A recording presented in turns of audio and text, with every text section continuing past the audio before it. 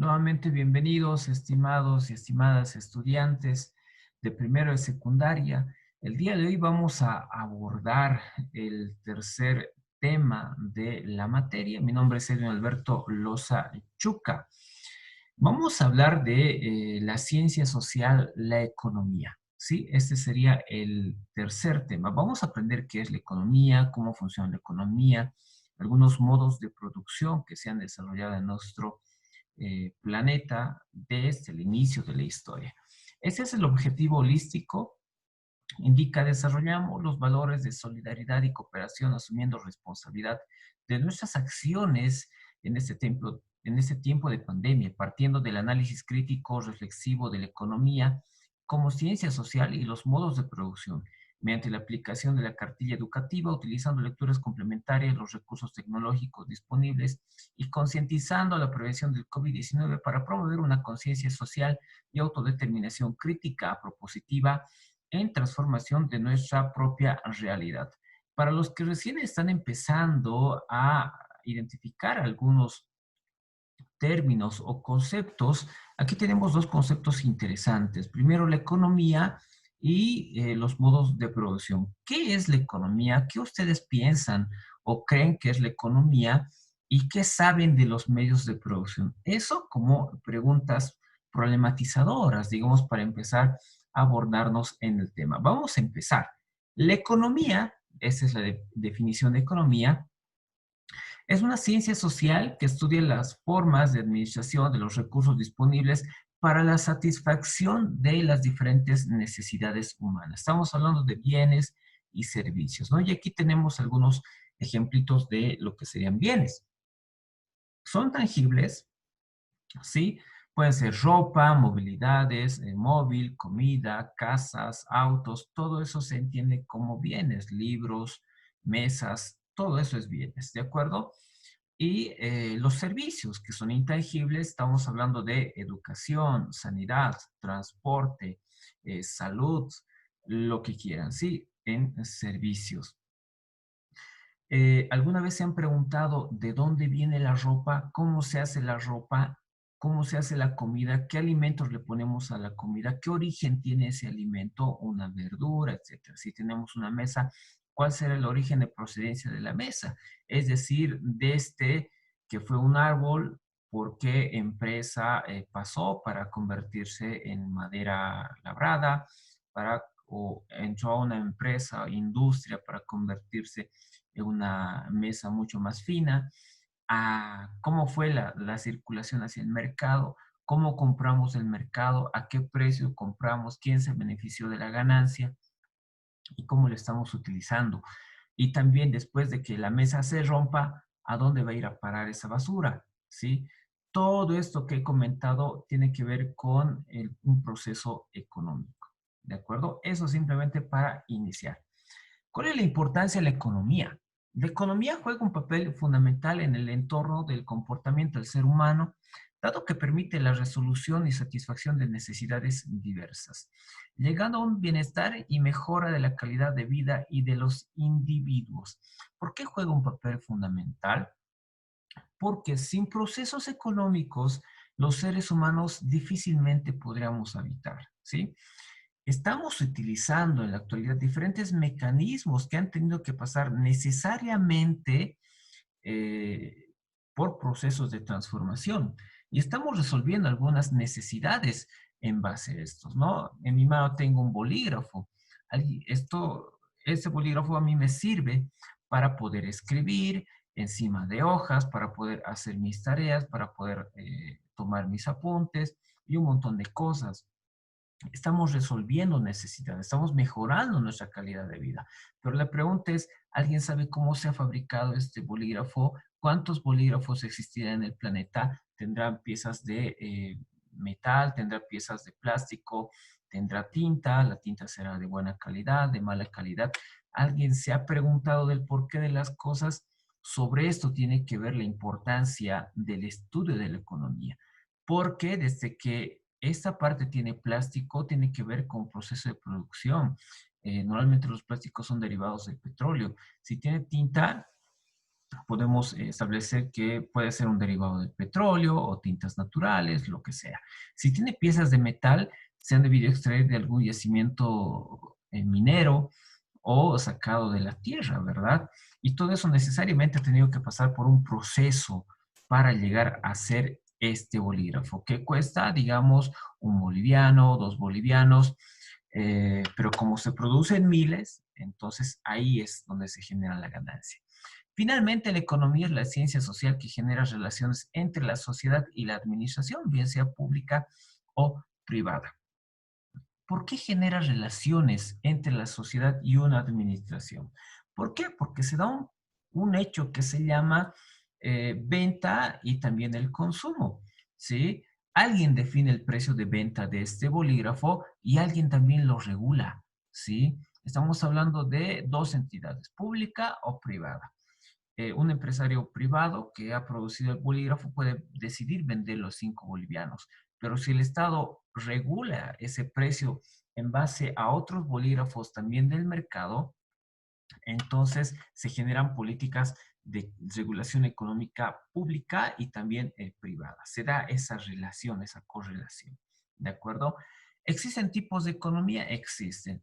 Empezaremos por la más pequeñita, que sería la microeconomía. Dice, se centra en el comportamiento individual de los agentes económicos, empresas, los empleados y los consumidores. Nosotros aplicamos microeconomía, sí aplicamos. Cuando vamos al mercado, compramos nuestras cosas para el comercio, pedimos rebaja, etcétera. Estamos comprando empresas, podemos ser empleados de una empresa o podemos ser consumidores de esa mercancía o de esos bienes.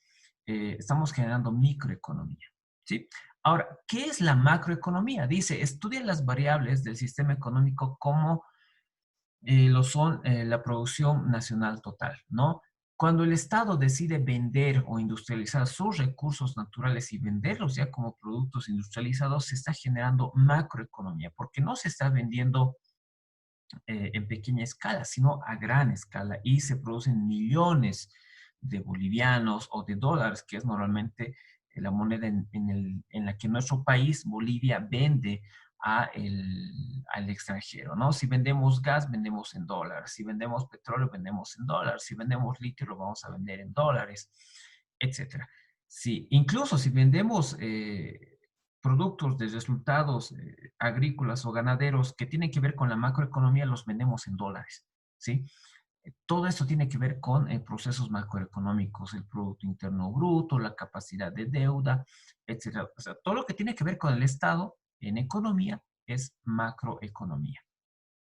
El siguiente tipo de economía es la economía de libre mercado. Eso dice, es un tipo de economía donde los mercados se autorregulan sin necesidad de que los gobiernos intervengan o dicten los destinos que deben seguir.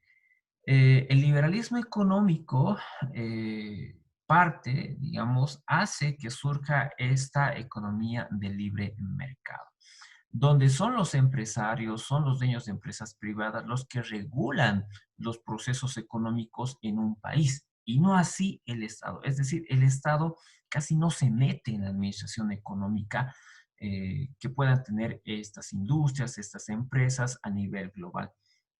Bolivia recibe productos chinos, productos que vienen de Europa, productos norteamericanos, y normalmente están regulados por economías de libre mercado, ¿sí? A eso me refiero, ¿no? Muchas veces el Estado no tiene la capacidad, digamos, de intervenir sobre esos procesos de libre mercado. ¿Bolivia tiene un sistema de libre mercado? Sí, tiene un sistema de libre mercado, por si acaso. Segundo tipo de economía, la economía mixta o social de mercado. Dicen, este tipo de economía existe cierta apertura hacia el libre mercado, sin embargo, el mercado no se autorregula por sí mismo, sino que debe responder a ciertas reglas estipuladas por organismos públicos, y este organismo público sería el Estado. ¿Bolivia tiene una economía mixta? Sí. De hecho, la Constitución reconoce diferentes tipos de economía, economía plural, economía, bueno, esto es la economía plural, ¿no? La economía comunitaria, la economía mixta, la economía, la iniciativa privada, las iniciativas cooperativistas y demás, ¿sí? Esta es la economía mixta, ¿no? Existe una apertura, pero también el Estado va a regular en algún momento esa capacidad que tienen los privados, digamos, para establecer diferentes mecanismos económicos, ¿sí? Existe una, eh, digamos, unas reglas que impone el Estado sobre los tipos de economía, aunque no en su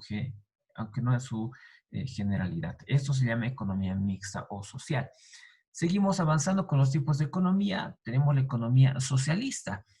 En este tipo de economía sucede todo lo contrario a lo que sería el libre mercado, ¿sí? En este caso, la propiedad privada de los medios de producción es eliminada. Y entiéndase bien, no se está hablando de la propiedad privada de las personas, sino de la propiedad privada de los medios de producción. ¿Y qué son los medios de producción? Son las empresas, son las fábricas, son las industrias, que son administradas por privados, o sea, por gente particular, que se beneficia de la ganancia que produce esa empresa. Si en Bolivia existe una empresa X, ganadera, agropecuaria, de construcción de zapatos, etcétera, al final, ¿quién se beneficia de la venta, bueno, del excedente que pueda tener la venta de esos productos? El empresario, ¿sí? Pero en la economía socialista se plantea la eliminación de esa propiedad de esos medios de producción, ¿sí? Es decir, el Estado pasa a regular esas empresas y el excedente, las ganancias, se las redistribuyen entre los habitantes de un país. Esa es la economía socialista. Siguiente, la economía planificada. Se trata de una política económica que se basa más en ciertos aspectos económicos que en otros. Es un sistema en el que el gobierno toma decisiones económicas en lugar de que éstas se tomen mediante la interacción entre los consumidores y las empresas. Muchos estados que son avanzados económicamente aplican este tipo de economía. Saben cuánto van a producir al año, saben cuánto van a generar en productos al año, entonces generan políticas para que los precios no puedan modificarse, no puedan inflarse o no puedan perder, digamos, o las monedas no puedan perder un nivel adquisitivo. Sí, esto se llama economía planificada. Los países también funcionan en base a esto, porque si tienen índices per cápita, se tienen índices de Producto Interno Bruto, entonces se sabe, digamos, cuándo Bolivia va a mejorar o va a tener un ascenso económico o un declive, ¿sí? Esto se llama economía planificada. Ningún país puede funcionar sin este tipo de economía, porque si no, sería como andar a ciegas, hablando en términos económicos, digamos. Hablemos de los modos de producción, ¿sí? ¿Qué saben de los modos de producción? Al inicio de la clase les había hecho esta pregunta. Eh, Dice, son las formas en las que se organiza la actividad económica de una sociedad en un territorio determinado para la satisfacción de sus necesidades de bienes y servicios.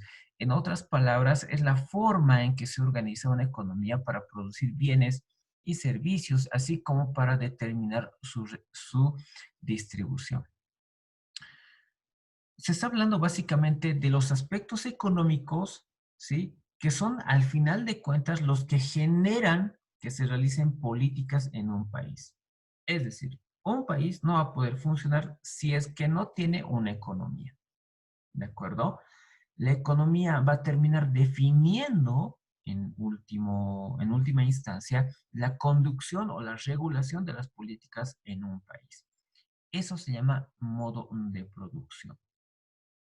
Ahí tenemos una imagen que nos puede decir muchas cosas. Estamos hablando de diferentes dueños de los medios de producción, que serían las fábricas, empresas, industrias, etcétera, y que generan clases sociales, ¿no? Muchas veces dependientes o también impuestas. Estamos hablando de los amos en el periodo esclavista y los esclavos, ¿no? Estamos hablando de los señores feudales en el medioevo, en la época medieval, y los siervos por abajo. Y en el sistema capitalista estamos hablando de los burgueses y abajito estarían los obreros, quienes son los que trabajan para los burgueses. Son diferentes modos de producción, de explotación que se reconocen en la historia de nuestro planeta. Empezaremos a desarrollar los diferentes modos de producción. Recordemos que existen modos de producción desde la comunidad primitiva, la sociedad feudal, la sociedad perdón, vamos a empezar por la comunidad primitiva, después vamos a pasar a la sociedad esclavista, después feudal, capitalista y socialista, ¿sí? Vamos a empezar por esta primera que sería la comunidad primitiva. ¿Qué sería la comunidad primitiva o qué es la comunidad primitiva? Dice, fue la etapa de desarrollo de las formaciones económico-sociales caracterizadas por el bajo nivel de desarrollo de las fuerzas productivas. ¿Qué son las fuerzas productivas? Son la capacidad que tiene un país para poder procesar diferentes artículos, productos, etcétera. Pero en la comunidad primitiva no existían ni siquiera en los países. Entonces, no existían fuerzas productivas, no existían empresas, no existían trabajadores que trabajaran en esas empresas, no existía moneda, etcétera.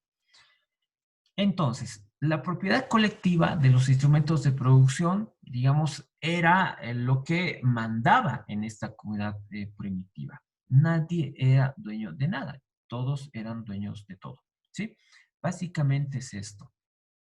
¿Qué instrumentos utilizaban? Utilizaban la piedra, los huesos y básicamente existía una distribución igualitaria de los productos, ¿no? En base a las actividades económicas iniciales, como la caza, la pesca, la recolección. Por ejemplo, existía una horda, por decir, de 20 personas, compuestas por hombres y mujeres, y desarrollaban actividades, puede ser la caza, la pesca y la recolección. Lo poco que lograban cazar o pescar o recolectar se distribuía equitativamente entre todas las personas, ¿sí? Los medios de producción, que eran las piedras, los huesos, mejor dicho, los instrumentos de producción, que eran las piedras, los huesos, etcétera, podían utilizarlos todos los que cohabitaban en esa horda, ¿sí? No existía la propiedad privada, no existía la propiedad privada. Al final de estos periodos empiezan a surgir diferentes actividades económicas productos de la evolución natural, por ejemplo, la agricultura y la ganadería. Cuando se descubre la agricultura y cuando se empieza a perfeccionar la ganadería como consecuencia de la agricultura, se van a empezar a establecer diferentes desigualdades sociales, es decir, van a empezar a existir clases sociales, ¿sí? Los que son dueños, digamos, de algunas pequeñas plantaciones y tienen el dominio de la alimentación sobre los que no pueden producir agricultura, ¿sí? O desarrollar la agricultura, o tener ganado, ¿sí? Ahí es donde empieza a existir la desigualdad, ¿no? Básicamente este periodo de la comunidad primitiva tiene que ver con la prehistoria, ¿no? Estamos hablando del periodo paleolítico, mesolítico y el neolítico, ¿sí? Es en donde no existe escritura, las personas andan de un lado para el otro, son nómadas aún, hasta que se inicia la agricultura y la ganadería. Siguiente modo de producción, el esclavismo. Cuando se empiezan a generar estas desigualdades sociales producto del control de algunos bienes de la naturaleza, es cuando se empieza a ascender, digamos, o a evolucionar a otro modo de producción, que sería en este sentido, o en este caso, el esclavismo. ¿Qué es el esclavismo? Se sostiene en el sometimiento de un individuo a otros seres humanos y su reducción a la condición de propiedad. Este es el esclavismo, ¿no? El esclavismo se sostiene en base al sometimiento de un individuo sobre otros, es decir, se genera ya una relación vertical de poder entre el esclavizador y el esclavo, ¿sí? El esclavo pierde esa condición de humano y básicamente se vuelve una especie de objeto porque se lo puede vender, se lo puede comerciar, se lo puede matar, etcétera, un montón de cosas. Ese es el esclavismo. Toda la fuerza de trabajo es del esclavo, pero este esclavo no se beneficia de la ganancia, ¿sí? Es decir, se pueden hacer templos, se pueden hacer casas, se pueden hacer cultivos, hechos por esclavos, pero al final los esclavos no se van a beneficiar de ese trabajo. Quien se beneficia es el amo o el esclavizador, ¿sí? Es una etapa de explotación del hombre por el hombre y existen clases sociales bien marcadas que serían los amos, que serían los esclavizadores y los esclavos, que se encuentran por debajo. Producto de la evolución natural y del control de las fuerzas económicas, surge otro modo de producción, ¿no? En la evolución. Este sería el modo de producción feudal, los feudos, que se caracterizan por un orden político descentralizado en el que los distintos reinos reconocían a autoridades locales o señores feudales terratenientes provenientes de diferentes noblezas militares. Los señores feudales, que llevaban un alto porcentaje de la producción que los campesinos obtenían de sus tierras basados en la servidumbre al señor, a cambio les ofrecían orden, estabilidad, protección militar y permiso para habitar y alimentarse de la cosecha. Era un modelo de producción eminentemente rural. También existen clases sociales y serían los señores feudales y los siervos. Este tipo de modo de producción se ha desarrollado mayormente en la Europa medieval, ¿sí? Cuando existían reinos monárquicos que tenían el control, digamos, del territorio, pero existían, digamos, otros estados, como semiestados o estados-nación descentralizados, que funcionaban en base a terratenientes, condes, duques o caballeros, ¿sí? Y estas personas tenían el control de la tierra en su entorno y de las personas que cohabitaban esos territorios. Estas personas podían permanecer en esos territorios a cambio del resguardo de esos señores feudales, ¿sí? Protección militar, etcétera, ¿no? Podían cosechar la tierra, pero normalmente el que más se terminaba beneficiando en última instancia volvía a ser el que estaba en la pirámide de la escala social en ese entonces, el señor feudal, ¿no? Y estas son las clases sociales que existen, los señores feudales y los siervos de la gleba, ¿sí? Eh, no era una especie de esclavitud, ¿sí? Los señores feudales no tenían el control absoluto, digamos, de los siervos, pero sí tenían un control absoluto de la tierra, ¿sí? Y es por eso que se beneficiaban de las cosechas, de los ganados, etcétera. Producto de la evolución igual natural de los feudos, los distintos conflictos que se han desarrollado, vamos a pasar y a saltar a otra etapa que se denomina el modo de producción capitalista. Sin embargo, entre el feudalismo y el capitalismo, de hecho, existe como una etapa de transición que sería el mercantilismo. Dice, el modo de producción capitalista surge posterior al mercantilismo. ¿Qué es el mercantilismo? Va a ser un periodo en el que se empieza a dar mayor importancia y acumulación de los países, de los estados-nación, de los metales preciosos, ¿no? La colonización que se ha hecho a América y la explotación de los recursos naturales, específicamente metales preciosos, oro y plata, hace que el capitalismo despegue con mayor intensidad en Europa, específicamente en Inglaterra, ¿no? Que es uno de los países que más se ha beneficiado de esto. Dice, consiste en la explotación de la fuerza de trabajo del proletario por parte del burgués, que son los dueños de los medios de producción, la propiedad privada y su aprovechamiento y la plusvalía a cambio de un salario. Es decir, al final de la etapa medieval, ¿sí? Que termina básicamente con el Renacimiento, existe el surgimiento de una nueva clase social que termina al final de cuentas derrocando a las monarquías que habían controlado el territorio y a las personas en el periodo feudal. Esta clase social surgiente es la burguesía, comerciantes, banqueros, prestatarios, dueños de grandes terrenos o partes de tierra, digamos, para la producción y explotación. Y al final se empiezan a hacer dinero y empiezan a adquirir una especie de poder económico, ¿no? Que supera al poder político.